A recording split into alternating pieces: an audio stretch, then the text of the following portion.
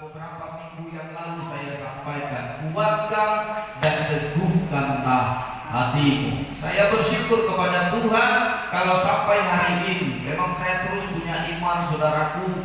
Gereja ini kalau bisa lebih dari 30 orang. Saya memang selalu punya moto seperti itu, saudara. Terus saya tetap berdoa. Malam saya berdoa, pagi saya berdoa, saudara. Ya, saya bersyukur kepada Tuhan kalau sampai hari ini saudara dan saya masih bisa beribadah, memuji, memuliakan, dan terlebih lagi Bapak Ibu Saudara, yaitu mendengarkan firman Tuhan pada minggu yang terakhir pada tahun ini, di penghujung tahun ini. Yesaya 46 ayatnya yang ketiga sampai dengan ayatnya yang keempat. Yesaya 46 ayat yang ketiga sampai dengan ayatnya yang keempat. Dari semalam Tuhan mengajak saya kepada kitab Yeremia. Saya tanya kepada Tuhan, Tuhan, apa rema terakhir yang harus kami pegang untuk memasuki tahun 2021? Saudara, saya dibawa terus dalam Yesaya ini, saudara, pada satu titik di mana ayat ini, saudaraku, menjadi fokus saya untuk saya bisa merenungkannya dan saya bagikan kepada kita sekalian. Yesaya 46 ayat yang ketiga dan ayatnya yang keempat. Karena ayat ini pendek Bapak Ibu Saudara, maka saya mengajak kita semua sama-sama bangkit berdiri. Kita baca ayat ini bersama-sama supaya kita melihat ada rema Tuhan secara pribadi yang kau akan tangkap sebagai kekuatanmu di tengah-tengah keadaan hidup ini. Yesaya 46 ayat 3 sampai 4. Mari sama-sama bangkit berdiri. Bapak Ibu Saudara, tidakkah kita sanggup berdiri 1 menit saja menghormati firman Tuhan? Yesaya 46 ayat yang ketiga dan keempat. Kalau sudah dapat katakan amin. Puji Tuhan. 1, 2, dan 3. Dengarkanlah aku, hai kaum keturunan Yakub, hai semua orang yang masih tinggal dari keturunan Israel, hai orang-orang yang kudukung sejak dari kandungan, hai orang-orang yang kujunjung sejak dari rahim. Sampai masa tuamu aku tetap diam, dan sampai masa putih rambutmu aku menggendong kamu. Aku telah melakukannya dan mau menanggung kamu terus. Aku mau memikul kamu dan menyelamatkan kamu. Silakan duduk Bapak Ibu Saudara. Tuhan Yesus memberkati. Seperti yang saya katakan beberapa waktu tadi, saudaraku, bahwa saya memang tidak terkonsentrasi untuk firman Tuhan hari ini. Tapi saya bersyukur kepada Tuhan tadi malam, saudaraku, sampai dengan tadi pagi setelah kami selesai berdoa, saya buka ayat ini, saudaraku, kembali. Saya buka ayat ini. Tadi malam saya mendapatkan rema ini dan saya buka. Saudaraku, Tuhan katakan dalam rema malam itu, saudaraku, aku setia sampai akhir. Jadi tema firman Tuhan hari ini adalah Dia setia menemani kita tahun 2021. Amin, saudara. Amin. Setia bukan berarti saudara gampang melalui. Setia bukan berarti saudara akan mudah menghadapi masalah. Setia bukan berarti Bapak Ibu Saudara tanpa penyakit, tanpa beban, tanpa pergumulan. Tapi setia yang dimaksud, Dia hadir ada bersama dengan saudara. Dia hadir bersama di dalam pergumulan saudara. Dia hadir bersama di tengah-tengah keadaanmu, dan Dia perhatikan kita. Itulah kehadiran Allah, itulah kesetiaannya dinyatakan dalam kehadiran Tuhan. Di dalam ayatnya yang keempat di situ dikatakan, Bapak Ibu Saudara, sampai masa tuamu aku tetaplah Yahweh. Sekali lagi, sampai masa tuamu aku tetaplah Tuhan. Apa maksudnya? Tuhan semesta alam, Tuhan yang sudah menciptakan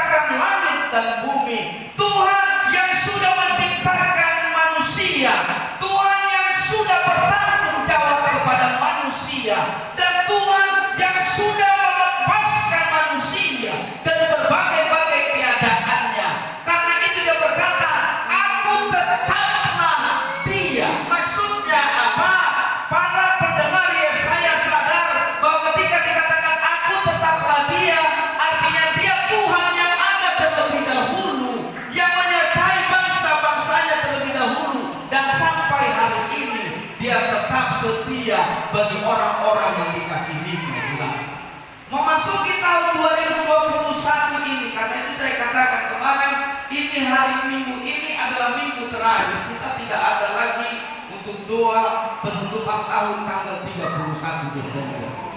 Tidak ada. Kita akan tutup hari ini saudaraku dengan penuh keyakinan bahwa Tuhan setia tahun 2021. Atau secara umum dalam tema firman Tuhan hari ini adalah Tuhan setia sampai akhir hidup kita. Amin saudara. Dia setia sampai akhir hidup kita. Kadang-kadang saudara mungkin merasa ditinggalkan.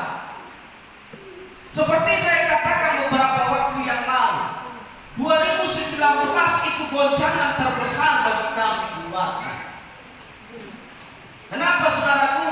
Mulai bulan 9, bulan 10 sampai bulan 12 itu goncangan besar bagi kami. Kami harus mengeluarkan uang puluhan juta saudaraku. Kami harus mengeluarkan itu.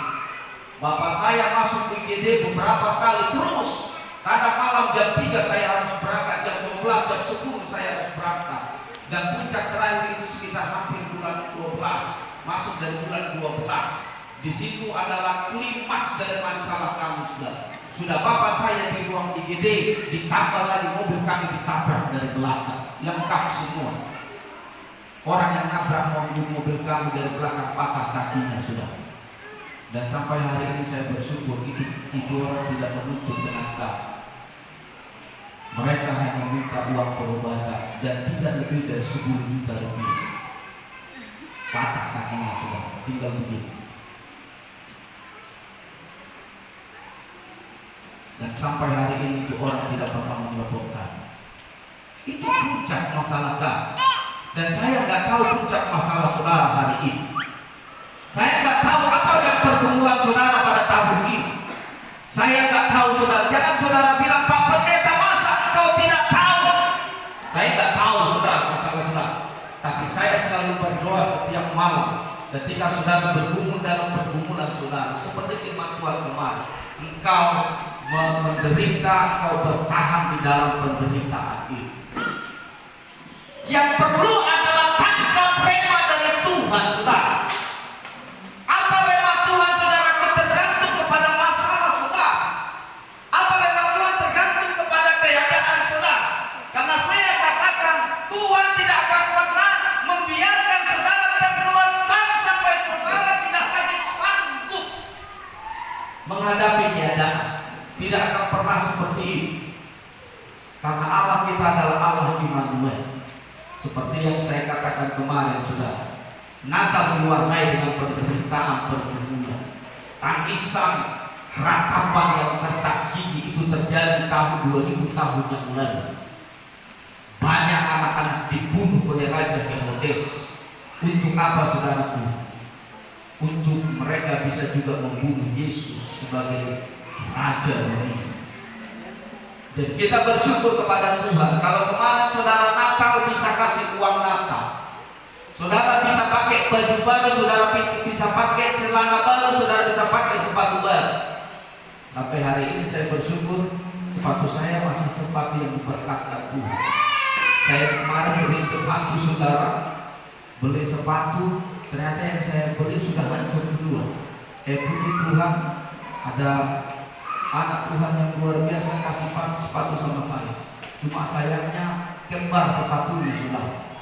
Jadi semalam waktu rumah pasien Pak Petrus bingung, loh ini sama ini sepatunya, nomornya sama, warnanya sama, bingung. Ini warna sepatu siap. Makanya saya katakan kemarin kalau saudara beli sepatu ingat pendeta. Kalau kemarin saudara beli baju ingatlah pendeta. Kalau saudara paling tidak ingat saja sudah. Ya. Saudara beli minyak hapu paling tidak ingat pendeta saudara. Saya kadang bersyukur kepada Tuhan ketika saya harus hidup mandiri saudara. Sampai hari ini saya belum hidup mandiri karena saya masih numpang sama orang tua. Ketika saya hidup mandiri saudara, satu beras pun kami bisa syukuri sebagai mujizat terbesar dalam hidup kami saudara.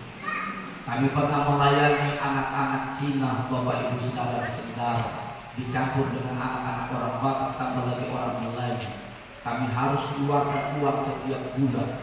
Pendeta kami tidak tahu, gembala kami tidak tahu. Mungkin tahu tapi pura-pura tidak tahu.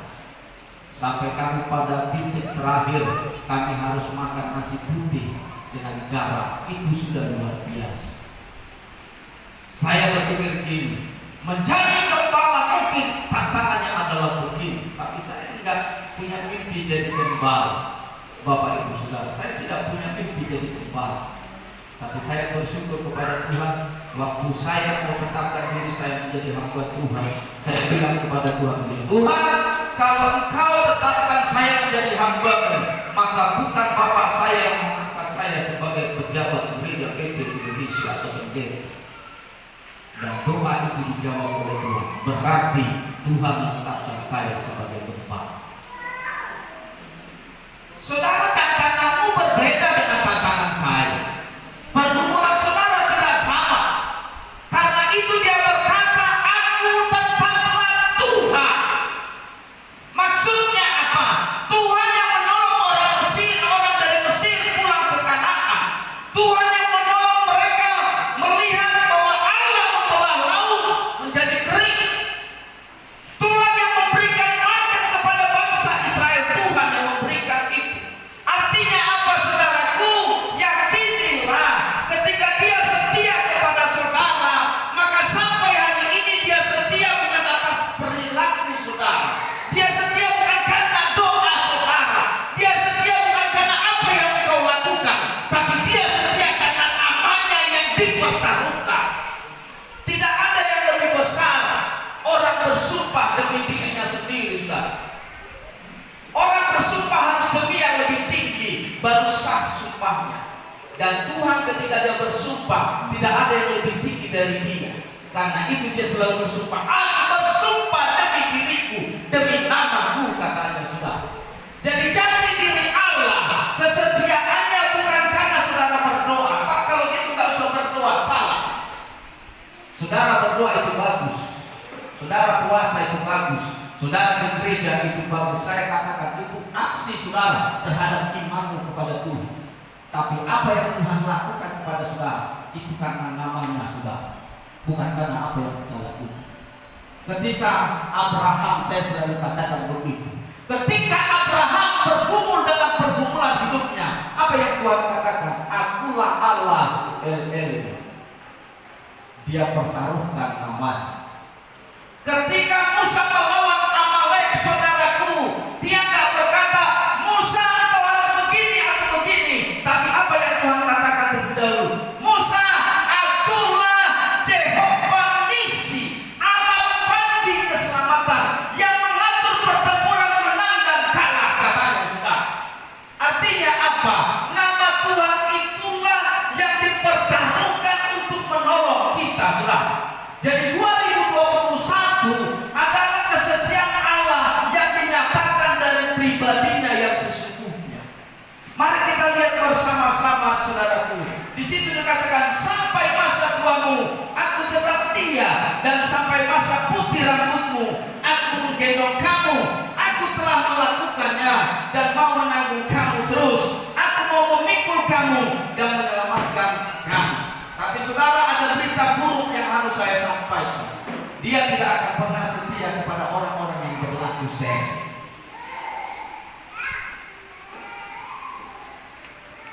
Dia tidak akan pernah setia kepada orang-orang yang berlaku serong, saudara. Berzina, kata Tuhan. Karena itu sebelum dia menyatakan kesetiaannya, ayat yang pertama tolong dibaca. Sebelum dia menyatakan kesetiaannya, ayat yang pertama.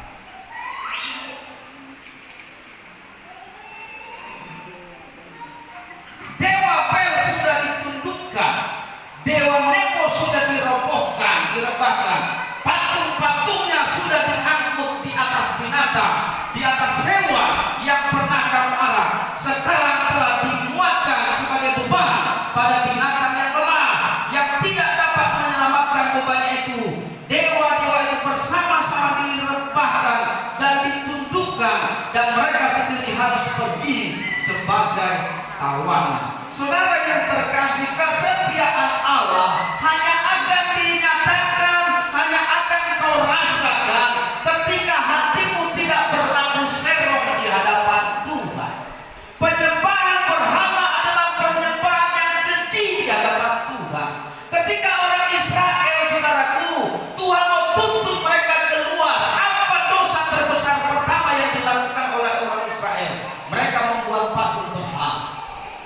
dari anak ibunya. Pertanyaannya, Pak, apakah sekarang ada penyembahan berhala? Tentu sekarang penyembahan berhala bukan lagi patung.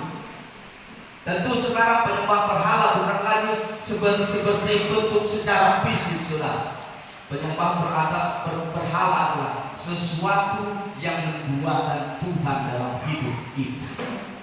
Sekali lagi, definisi penyembahan berhala adalah sesuatu yang menduakan Tuhan dalam hidup kita. Apa sesuatu itu tergantung saudara. Apa sesuatu itu tergantung kita masing-masing. Banyak orang saudaraku menduakan Tuhan sampai-sampai dia tidak punya waktu untuk Tuhan. Banyak seperti itu, banyak. Apakah itu termasuk dalam penyembah berhala? Ya. Ketika hatimu terpaut kepada sesuatu sehingga engkau melupakan Tuhan, itu adalah bentuk penyembahan berhala pada zaman modern sekarang. Engkau tidak lagi sanggup mengatasi keadaanmu.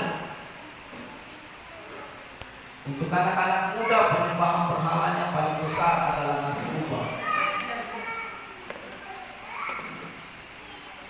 Saudara, beberapa waktu yang lalu dikatakan kepada saya, Gunung Sanu itu sudah mencapai angka 1,5 M dalam transaksi narkoba. 1,5 M dalam satu bulan. Mengerikan, saudara. Anak-anak muda hari-hari ini dia tidak sanggup melepaskan diri dari kehidupan narkobanya, saudara. Dia sudah condong ke sana. Tapi yang lebih fatal, banyak anak-anak muda saat ini mereka biasa seperti datang ke gereja, tapi tidak sanggup melepaskan diri dari benda-benda yang dimaksud. Orang-orang tua hari-hari ini kecanduan pornografi. Aksi-aksi situs pornografi, saudaraku, hari-hari ini sangat rentan, saudara, terjadi. Makanya saya katakan media HP itu adalah baik, tapi di sana banyak sekali tantangan terbesar. HP bisa menjadi berhala itu. Engkau tidak bisa lepas dari HP. Coba kalau saudara-saudara jujur, kalau kita mau jujur, berapa jam kita bisa pegang HP dan berapa jam kita bisa pegang Alkitab.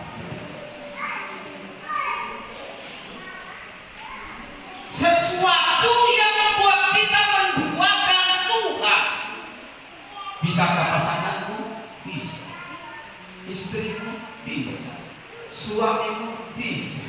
Pekerjaanmu? Bisa. Apapun yang menduakan hati kita sehingga kita tidak punya waktu yang cukup untuk Tuhan, berlaku zero, maka itu termasuk dalam penyembahan berhala modern pada zaman ini. Karena itu dia katakan itu harus engkau tundukkan. Amin, saudara. Amin. Sulit Pak. Betul, saya mau katakan, saudara yang terikat dengan rokok sulit sekali melepaskan rokok. Saudara yang terikat dengan narkoba sulit melepaskannya. Saudara yang terikat dengan perzinahan sulit untuk melepaskannya. Saya mau katakan, karena itu dia bilang apa? Tundukkan dan rebahkan. Artinya apa? Jangan biarkan dia tidak berdiri mengalahkan saudara. Daging memang lemah, tapi pernyataan terakhir, roh itu penuh menurut saudara. Biarkan roh Tuhan yang menjamah saudara, supaya rohmu bisa mengalahkan seluruh kedagingan kita. Karena itu dia bilang, saudaraku, apa? Dewa Bel. Apa itu Dewa Bel? Dewa Bel adalah dewa tertinggi di orang Babel. Dewa tertinggi. Dan satu lagi, Dewa Nebo. Dewa Nebo adalah dewa pengetahuan. Makanya saudara nggak perlu jadi nggak perlu saudara jadi orang-orang pintar sekali. Saya nggak perlu jadi orang pintar, tapi saudara harus mengerti firman Tuhan. Itu penting. Amin, saudara. Orang pintar ada banyak jawaban, orang pintar, perhatikan saudara, orang pintar pasti banyak di sisi dirinya, kata orang Batak. Kita cukup pintar, kita cuma di sini. Jadi pengetahuan kau harus tunjukkan. Sesuatu yang lebih tinggi dari hidup saudara kau harus tunjukkan. Supaya Tuhan menyatakan kesetiaannya kepada kita. Dia akan ngomong, dari engkau muda sampai engkau tua, aku tetaplah Tuhan yang menyertai orang Mesir, yang memberkati orang Israel dari Mesir, yang memberi mereka makan, yang melepaskan mereka dari masalah. Dan hari ini juga aku akan menolong engkau sama seperti aku menolong bangsa Israel. Itu maksud firman-Nya. Amin, sudah. Amin. Tapi dia minta hari ini tundukkan berhala dalam diri kita. Apa berhala? Saya nggak tahu saudara punya berhala apa. Saya juga masih berjuang untuk berhala yang mencoba merebut hati saya, saudara. Saya tetap berjuang. Jangan saudara pikir, Allah, Bapak ini kan kayaknya membuang saya sampai hari ini berjuang. Karena musuh terbesar pendeta cuma 3: harta, tahta, dan cinta. Itu harus saya sadari terus sebagai hamba. Karena itu saya selalu berdoa kepada Tuhan. Tuhan, jangan bikin aku miskin supaya aku menikah, dan jangan bikin aku kaya supaya aku sombong. Kita cukup seperti lagu orang Malaysia yang sedang-sedang.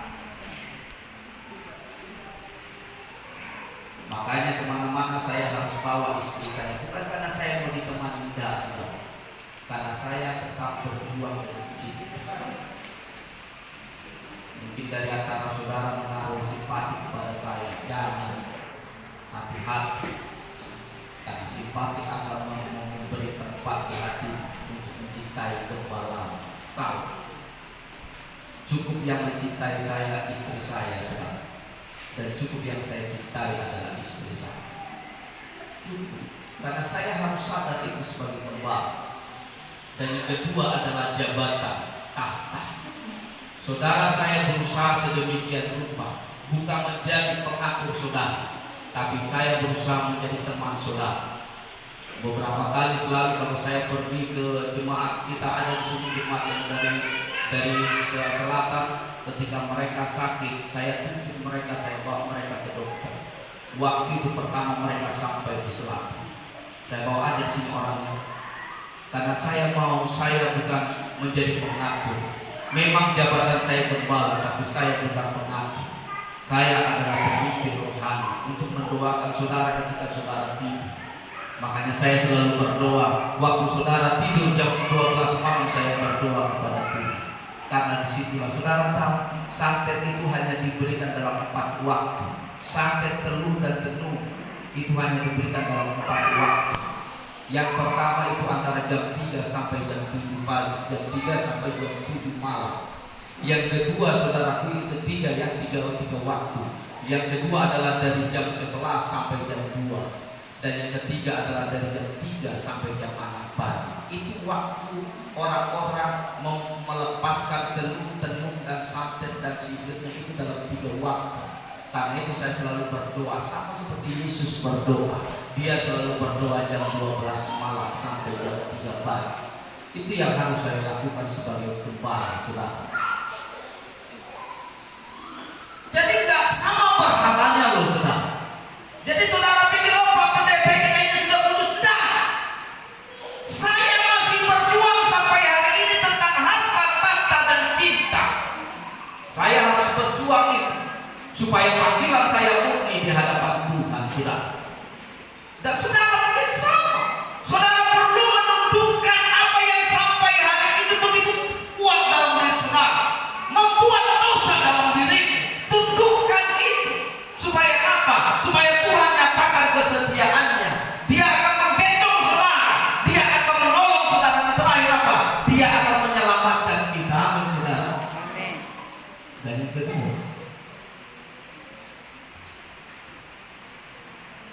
ayatnya yang keempat.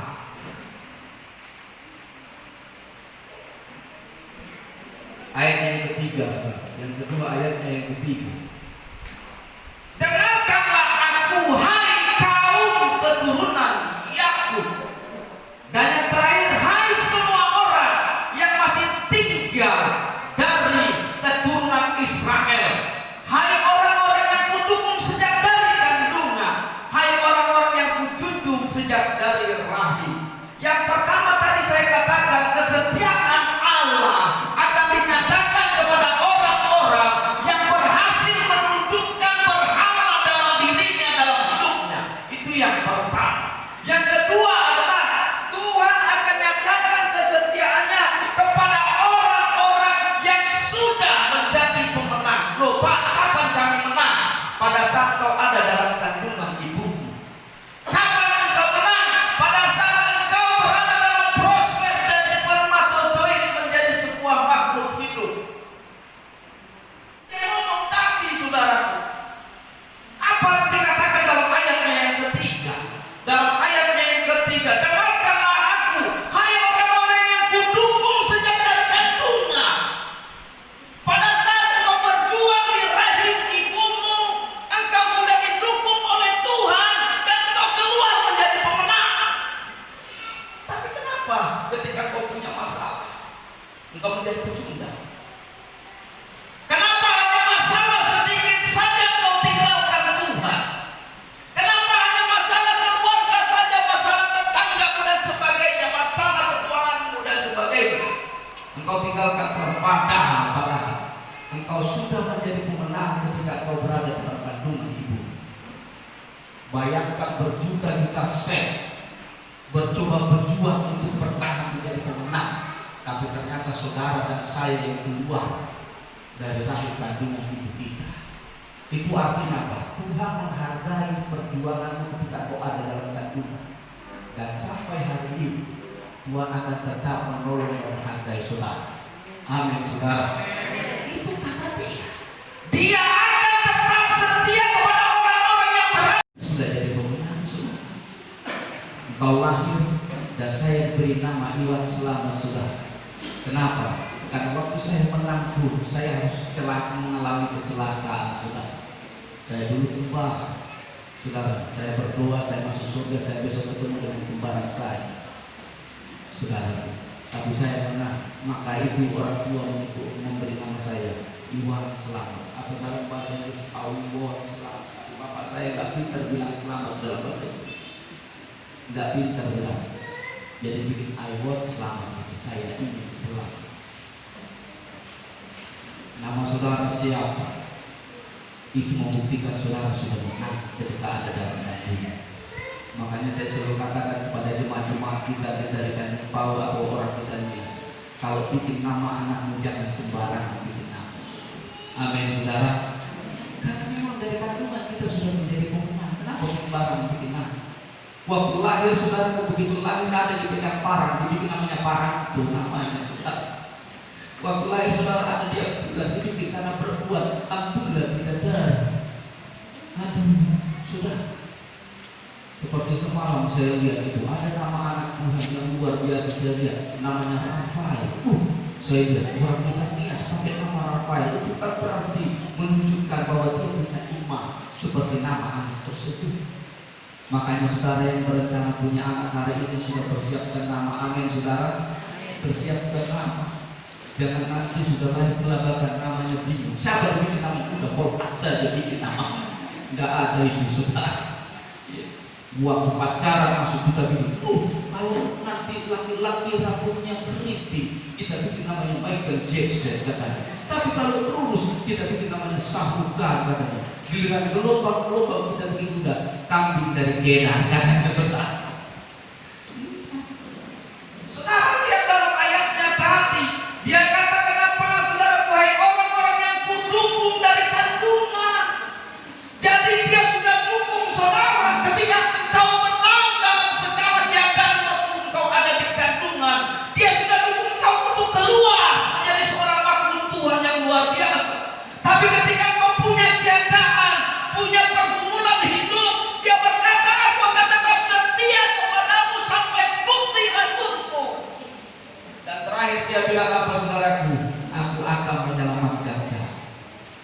Itu artinya Dia tidak akan biarkan kita sampai titik terendah kehidupan kita. Amin saudara.